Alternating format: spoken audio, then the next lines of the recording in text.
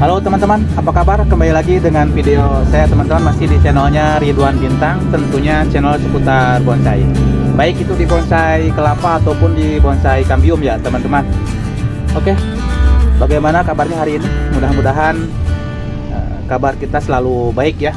Alhamdulillah hari ini teman-teman, tadi pagi ada hujan ya. Mudah-mudahan hujan ini membawa berkah ya, dan juga bukan hanya hari ini aja ya, mudah-mudahan terus hujan dengan hujan yang memberi kebaikan buat kita, baik itu yang mempunyai tanaman ataupun untuk semua pasti sudah merindukan adanya hujan ya. Nah, kali ini teman-teman, setelah saya melakukan proses pada bonsai kelapa, selanjutnya saya akan sedikit melakukan proses pada calon-calon bonsai yang saya program dari bonsai kambium ya. Ada beberapa bonsai kambium yang saya program, yang program mini ya, kecil-kecil, dan juga program sito. Nah, ini teman-teman, bonsai-bonsai yang akan saya lakukan perawatan satu persatu ya, yang mesti saya lakukan perawatan. Ada beberapa programan bonsai mini yang akan saya lakukan programan ya teman-teman. Disimak terus videonya.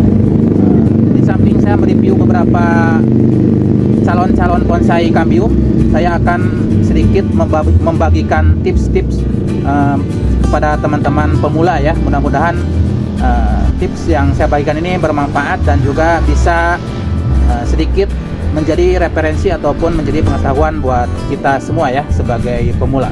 Yang pertama saya review yang ini ya teman-teman. Ini dari jenis loa yang kurang lebih 3 bulan yang lalu pernah saya buatkan konten untuk bahan yang ini ya. Waktu saya pengepresan pada beberapa cabang dan juga penataan dari konsep dasar ya. Nah, ini dari jenis loa teman-teman, dan ini masih saya program perakaran. Saya telah melakukan pengepresan untuk perakaran bonsai loa ini, jadi untuk percabangannya belum saya lakukan press lagi ya. Mungkin 1 bulan ke depan saya akan melakukan pengepresan untuk percabangan untuk bahan bonsai loa ini ya. Jadi kemungkinan tampak depan dari sebelah sini ya teman-teman. Ini untuk percabangan sudah lumayan komplit. Nanti saya akan melakukan pengepresan ya. Dan ini yang kedua teman-teman, ini juga sama, masih dari jenis loa ya. Ini sudah beberapa kali saya buatkan konten. Ini yang si kecil meliuk ya. Nah, ini saya melakukan liukan ini. Ini awalnya saya program dari stek batang sebesar ini ya teman-teman. Nah, ini kurang lebih usianya 6 bulan lah dari mulai saya penyetekan. Sekarang sudah lumayan, dan batang utamanya sudah hampir lebih dari besar ibu jari saya. Nah, ini sudah lumayan besar teman-teman. Ini dari jenis loa. Selanjutnya ini yang ketiga ya teman-teman. Ini juga sama, masih dari jenis loa.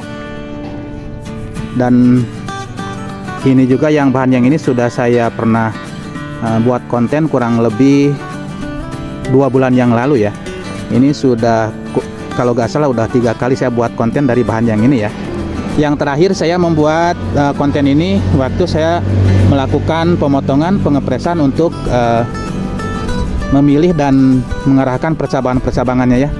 Dan ini juga sudah seharusnya melakukan pruning ya. Dan ini untuk yang keempat ya. Ini dari jenis sancang teman-teman. Ini juga sama, pernah saya buatkan konten untuk bahan yang ini waktu saya penataan akar dan juga pemotongan untuk cabang yang ini ya. Nah, ini akan saya program sito ya, karena ini tingginya kurang lebih masih kuat ini untuk dibuat programan 10 cm ya. Kemungkinan untuk tampak depan dari sini ya teman-teman. Ini sudah cukup subur. Ini kurang lebih 1 bulan yang lalu saya melakukan ataupun membuat konten untuk bahan yang ini ya.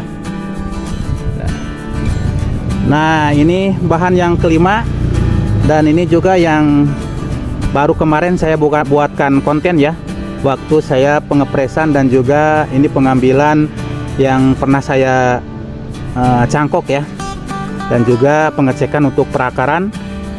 Ini yang baru kemarin, kurang lebih 1 minggu yang lalu saya membuat konten dari bahan yang ini ya teman-teman.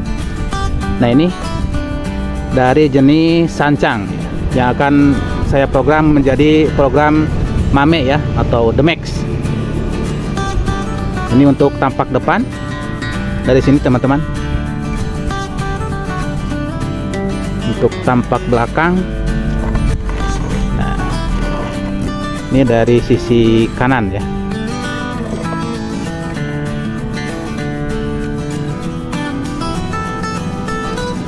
Ini masih menunggu pembesaran, jadi masih program pengeluasan ya teman-teman. Nah, ini bahan yang keenam teman-teman, ini dari jenis waru wayang ya, yang saya okulasi dengan waru merah.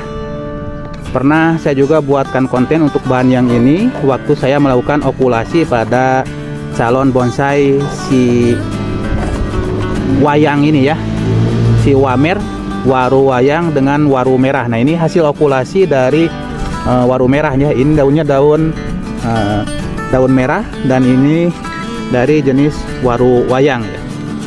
Jadi saya kombinasikan dari bahan ini, dari bahan waru wayang saya okulasi dengan waru merah. Nah, ini hasil okulasinya teman-teman, kita lihat lebih dekat. Nah, ini hasil okulasinya sudah sempurna ya, kambiumnya sudah cukup kuat ini, dan ini sudah ada tunas. Kemungkinan ini nanti buat terusan, dan ini akan menjadi untuk tanganannya ya. Seperti ini teman-teman. Ini wamer, waru wayang kombinasi dengan waru merah ya. Nah, ini bahan yang ketujuh teman-teman. Ini juga sama dari waru wayang ya. Karena ini masih tadinya satu pohon dengan yang ini, saya cangkok dan buat menjadi 2 bahan ya. Dan ini juga pernah saya buatan konten waktu saya pengarahan ataupun membuat gerak dasar untuk jenis waru wayang ini ya. Nah, ini teman-teman, untuk percabangan untuk tangan-tangannya sudah komplit, tapi masih nunggu untuk pembesaran pembelanan dari calon waru wayang ini ya. Dan nantinya saya akan potong di sini ya teman-teman. Nah, nantinya saya akan potong di sini. Dan ini ada calon-calon bonsai dari jenis sancang ya. Ini bekas ranting pruningan saya tancapkan di sini, dan alhamdulillah tumbuh subur ya teman-teman. Nah, ini bahan yang ke-8, programan saya yang ke-8 ya teman-teman. Nah, ini dari jenis waru India yang saya program Sito, dan untuk percabangannya sudah cukup banyak ya, lumayan. Nanti ke depan ini mudah-mudahan menjadi bonsai yang sesuai harapan saya, menjadi bonsai yang Sito, dan ini rimbun. Untuk percabangannya pun sudah sedikit komplit ya. Nah, untuk bahan yang ini akan saya lakukan sedikit pruning ya teman-teman. Seperti yang saya janjikan tadi di awal, saya akan membagikan tips. Walaupun memang sudah banyak beberapa dari pembonsai, bahkan dari pembonsai senior, untuk tips supaya si ruas-ruas ataupun tidak terlalu panjang, kita lakukan sering melakukan pruning ya. Nah, seperti ini udah terlalu banyak ya teman-teman. Supaya nanti untuk si ros-rosnya atau ruas-ruas ini tidak terlalu panjang dari mata tunas ke mata tunas yang satunya, kita harus sering-sering melakukan pruning ya. Jangan membiarkan seperti ini. Kalau dibiarkan seperti ini otomatis ini akan terus memanjang ya teman-teman. Nah, seperti yang ini. Kalau kita lakukan pruning, nah ini akan si ruas-ruasnya itu akan memendek seperti ini ya. Jadi saya udah rutin untuk bahan yang ini. Udah seperti ini saya lakukan pruning. Memanjang lagi saya lakukan pruning ya teman-teman. Oke. Nah, seperti ini. Ini kita lakukan pruning ya teman-teman. Nah, hanya sisakan untuk tunas yang muda saja ya. Nah, seperti ini teman-teman. Ini kita pruning.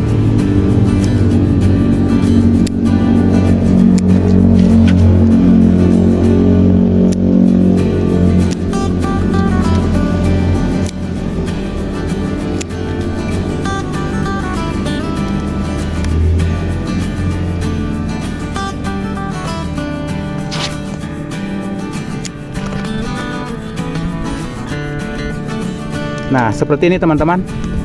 Jadi saya sudah rutin untuk bahan yang ini, sering melakukan pruning seperti ini ya. Ketika nanti sudah muncul lagi daun-daun banyak, saya lakukan pruning lagi. Nah, untuk gerak dasarnya sudah terlihat ya teman-teman. Ini untuk perantingannya sudah cukup lumayan. Ini saya akan lakukan program sito ya. Nah, sama seperti yang tadi teman-teman, untuk yang bahan ini juga harus sering melakukan pruning seperti ini ya.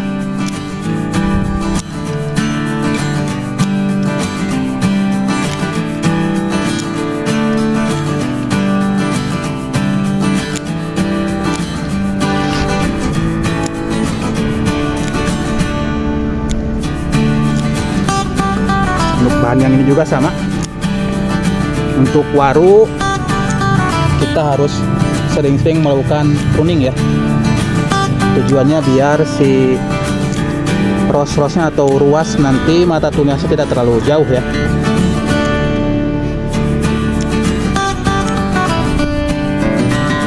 Seperti ini teman-teman.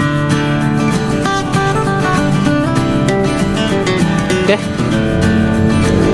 Dan yang ini bahan yang ke-9 ya teman-teman, yang saya review pada konten kali ini. Ini dari jenis loa, dan ini juga mungkin baru berapa minggu saya melakukan ataupun membuat konten dari bahan loa ini ya. Waktu saya melakukan pengepresan untuk percabangan, dari awalnya rimbun dan saya buang, ini mengepres menjadi bonsai yang nantinya akan saya program menjadi bonsai yang mame ya. Dan ini sudah banyak mengeluarkan tunas-tunas air juga ya teman-teman. Nah, seharusnya ini saya sudah melakukan untuk pemilihan ataupun pembuangan dari tunas-tunas yang tidak diperlukan ya. Ini sudah banyak tunas-tunas yang tumbuh, dan ini juga cukup atau sangat mengganggu untuk percabangan ataupun tunas-tunas yang dirawat ke depannya ya. Seharusnya ini juga harus melakukan penyortiran untuk tunas-tunas yang tidak diperlukan ya. Dan ini juga mungkin 1 atau 2 minggu ke depan akan saya lakukan ataupun membuat konten dari bahan yang ini. Kita akan menyeleksi tunas-tunas yang tidak diperlukan ya. Sekaligus nanti saya berencana akan melihat programan akarnya untuk bahan yang ini ya teman-teman.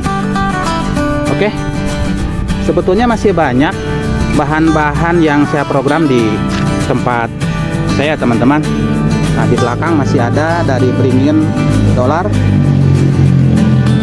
tapi udah terlalu banyak ya, dan juga biar terlalu kepanjangan untuk durasinya, ini hanya sedikit review dan juga sedikit memberikan tips yang saya bagikan tadi pada bonsai atau calon bonsai waru ini ya.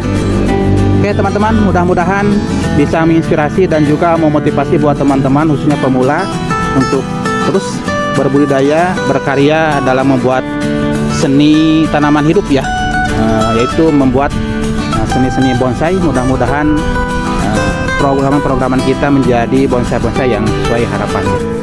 Dan saya juga tidak lupa untuk teman-teman yang menyukai video-video saya, mudah-mudahan teman-teman bisa mendukung channel saya dengan cara like, komen, dan tentunya di subscribe ya teman-teman. Oke, sekali lagi mudah-mudahan menginspirasi, dan mohon maaf bila ada kekurangan. Mudah-mudahan bermanfaat. Wassalamualaikum warahmatullahi wabarakatuh.